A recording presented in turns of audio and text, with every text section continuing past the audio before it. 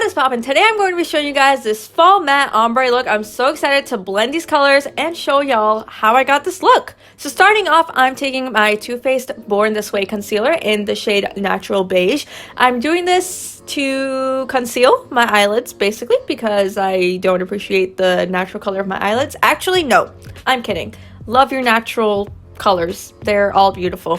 Now I'm going in with the Urban Decay eyeshadow primer. I like to use primer and concealer just because I feel like it sets a nice base for the eyeshadow. So I put them both on together and I really did enjoy this combo. Now I'm dipping into the shade Creamsicle with my Real Techniques brush and I'm really getting into this color. This is probably the color we're going to use most today, and I'm first starting off by winging it out and then bringing it in to my crease. I tapped off the excess because this shade does have quite some bit of fallout, and I'm winging that out and blending that and bringing it inside. And now I'm starting to make my inner corner with this color. This will be the color of our inner corner to start that beautiful fall ombre, and I'm just blending that on. I'm gonna pack it on until it's real yellow mellow.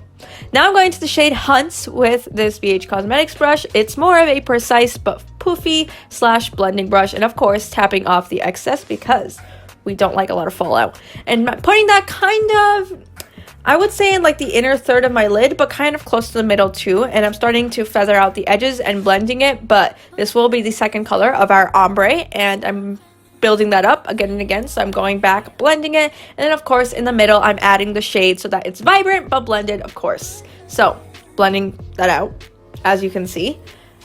And now I am going to be feathering that out even more towards the edge and the inner corner, and then going back with the yellow shade and blending that because of course this is a matte ombre look, so you want the transitions to be very, very seamless. Now going in to the shade Jax with this kind of precise but long brush, but that does hold a lot of product. So I'm using that brush and I'm packing on the color. This one's kind of shade to Hunt, so you don't really see the difference as much, but again, you're trying to do that beautiful ombre, so you need colors that are kind of similar so that you don't have harsh edges. So I'm kind of working my way out to the edge by using colors that are kind of similar but getting darker as I go, and then going back with the Hunt shade and blending everything together, and then going back with the yellow shade and blending the front. Now I'm dipping in with my Morphe brush in the shade, was it Jax or was it Roxanne? I'm pretty sure it was Roxanne. Okay, I'm dipping into the shade Roxanne and I'm putting that all over the edge by Jax. And I'm kind of blending that out, packing that on, and then bringing it in. I'm pretty sure that's what I used. I don't remember, sorry. But no.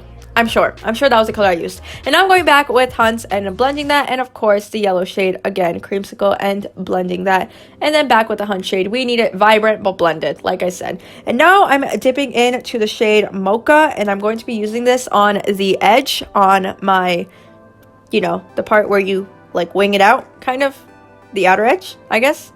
And I'm winging that out and really deepening this. I love this chocolate mocha brown. It's literally the perfect name, Mocha. Such a nice, warm, deep color. I'm obsessed. I love using this color. It's beautiful. And then going back with the shades that we used before, of course, making them more vibrant and blending everything together. What is new? That's what we keep doing when it comes to matte shadows now, isn't it? All right, so back to the yellow shade. We repeat it all again, and now I'm dipping into this shade called Enchanted. It's like this very deep forest green. I really love this. I feel like it topped out the look and just made it so much better than it already was.